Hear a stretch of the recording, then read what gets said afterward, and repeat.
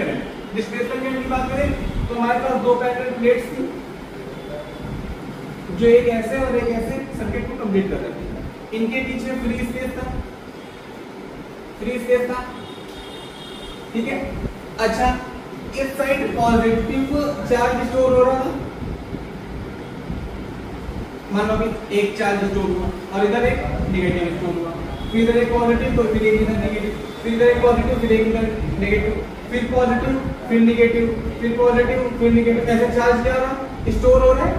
ऐसे चार्ज क्या हो रहा है, स्टोर हो रहा है। चार्ज इंक्रीज हो रहा है, चार्ज बढ़ रहा है। उसके बढ़ने से क्या यहाँ पर एक इलेक्ट्रिक फील्ड बन रही होगी, क्या यहाँ पर एक इलेक्ट्रिक फील्ड बन रही होगी, यानी कि पॉजिटिव से नेगेटिव जाते हुए कुछ मैग्नेटिक फील्ड लाइंस बन रही होगी। मैग्नेटिक फील्ड लाइन सबको पता है कैसे होती है, इनविजिबल होती है, ठीक। यहाँ पर क्या है, इलेक्ट्रिक फील्ड बढ़ रही होगी। इलेक्ट्रिक फील्ड जब बढ़ती थी तो वहां पर हम परमिटिविटी क्या रखते थे, एप्सिलॉन नॉट। अब तक हम कुछ बात नहीं करेंगे। करंट क्या होता था, करंट होता था कितना चार्ज फ्लो हो रहा है कितने टाइम में, बट यहाँ पर परमिटिविटी क्या है, एप्सिलॉन नॉट। तो आई डिस्प्लेसमेंट करंट क्या होगा, epsilon not dq upon dt। ये फ्लो हो रहा है। अरे भाई वही तो बता रहा हूँ, यही तो फ्लो हो रहा होगा। मान लो कुछ चार्ज, अरे तो चार्ज स्टोर हो रहा है ना। हाँ तो अब चार्ज स्टोर होने की वजह से इलेक्ट्रिक फील्ड बन रही है। हाँ, इलेक्ट्रिक फील्ड बन रही है। इलेक्ट्रिक फील्ड जब बनती थी तो उस कंडीशन में free space permittivity epsilon not ले लेना। हमने कुछ नया नहीं बताया कितना चार्ज फ्लो हो रहा है कितने टाइम में, और फ्री स्पेस के लिए ये रख दिया। तो हमने कुछ गलत तो नहीं किया। हमारे पास डिस्प्लेसमेंट करंट क्या बन गया, पूरी दुनिया को एक नया करंट पता चला, डिस्प्लेसमेंट करंट। पूरी दुनिया कहने लगी अच्छा अगर यहाँ पर डिस्प्लेसमेंट करंट है तो जाहिर सी बात है जब करंट है तो क्या मैग्नेटिक फील्ड होगी। बात समझे, ये किसी को समस्या। और अब तुम लोग यहाँ से डिस्प्लेसमेंट करंट पता चल गया तो हम लोग बात करेंगे किसकी, फैराडे अंकल की। फैराडे अंकल के बात करें तो फैराडे अंकल ने कुछ गलत नहीं बताया बेटा। फैराडे अंकल ने उस टाइम पर डिस्प्लेसमेंट करंट की बात ही नहीं सोची।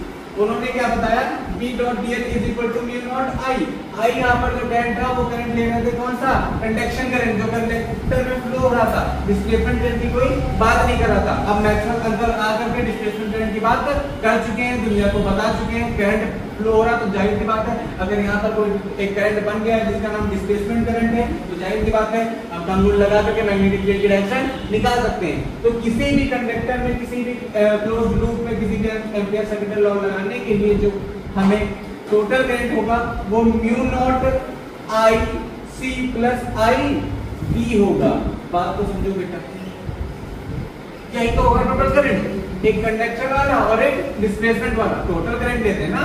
अगर हमें बाहर वाला निकालना है तो कंडक्शन, और यहाँ पर निकालना है तो डिस्प्लेसमेंट। अगर टोटल निकालना है तो दोनों को ऐड करके यहाँ से अगर इसकी वैल्यू रख देंगे डिस्प्लेसमेंट करंट की, यानी कि तो B vector dot dl vector is equal to mu not I C, यानी कि कंडक्शन करंट, और ये हो जाएगा epsilon not dq by dt। यहाँ तक कोई समस्या, कोई दिक्कत?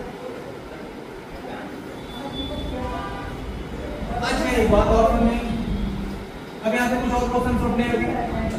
वो क्वेश्चन ये थे कि क्या डिस्प्लेसमेंट करंट कंडक्शन करंट से कम होगा या ज्यादा होगा या इक्वल होगा, कुछ तो ऐसा होगा ना।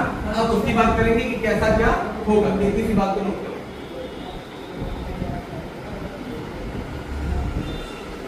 सेवन